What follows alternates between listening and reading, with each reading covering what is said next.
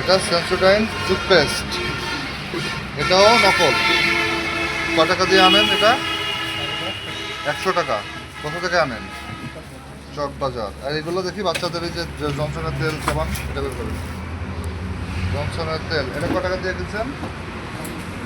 তার মানে আপনার এখানে যা কিছু আছে সব নকল, তাই তো? হ্যাঁ, আপনি জেনে বলছে এগুলো আমি স্টিকার বানাইছেন,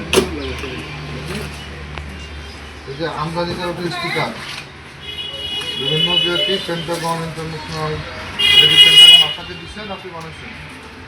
বলেন কথা বলেন, কি করছেন? নিজে বানাচ্ছেন? এই পুরো বক্স ভর্তি একটু রাখেন, পুরো বক্স ভর্তি এগুলো সব আমদানিকারকের স্টিকার, যেটা উনি বানিয়েছেন নকল পণ্যের গায়ে এগুলো ট্যাগ করে বিভিন্ন দোকানে সরবরাহ করে, এই তো? জি স্যার। জি স্যার, কি বললেন? টেস্ট হয়?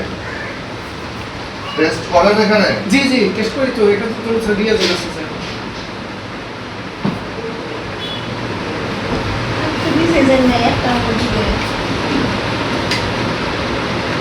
লাইসেন্স আছে? জি স্যার। জি স্যার। এটা স্যার অনেক দিন আগেকার, এটা লাইসেন্স আছে।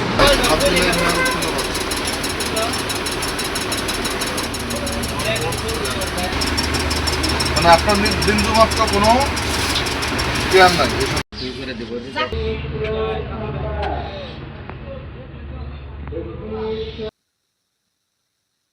সংরক্ষণ অধিদপ্তর টাঙ্গাইল জেলা কার্যালয় থেকে আমরা আজকে মির্জাপুরের উপজেলার বিভিন্ন বাজারে অভিযান চালিয়েছি। তো সেখানে আমরা কিছু খুচরা দোকান থেকে জানতে পারি যে সেখানে একজন হকারের মাধ্যমে বিভিন্ন যে প্রসাধনীগুলো রয়েছে, বিশেষ করে বাচ্চাদের প্রসাধনী, সেগুলো নকল সরবরাহ করা হতো।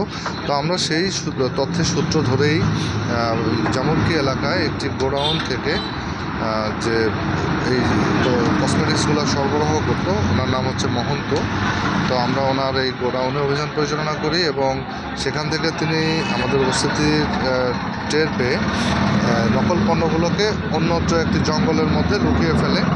তো আমরা এখানে অভিযানে এসে সেগুলো উদ্ধার করি এবং জব্দ করি।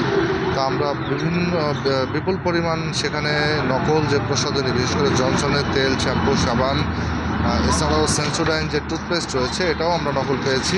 বিপুল সংখ্যক নকল প্রসাধনী জব্দ করে এগুলো ধ্বংস করা হবে এবং সেই যে প্রতিষ্ঠানের মালিক যে মহন্ত, আমরা তার বিরুদ্ধে ভোক্তা অধিকার আইন অনুযায়ী 1 লক্ষ টাকা জরিমানা এবং তার যে প্রতিষ্ঠান সেটা সিলগালা করা হয়েছে।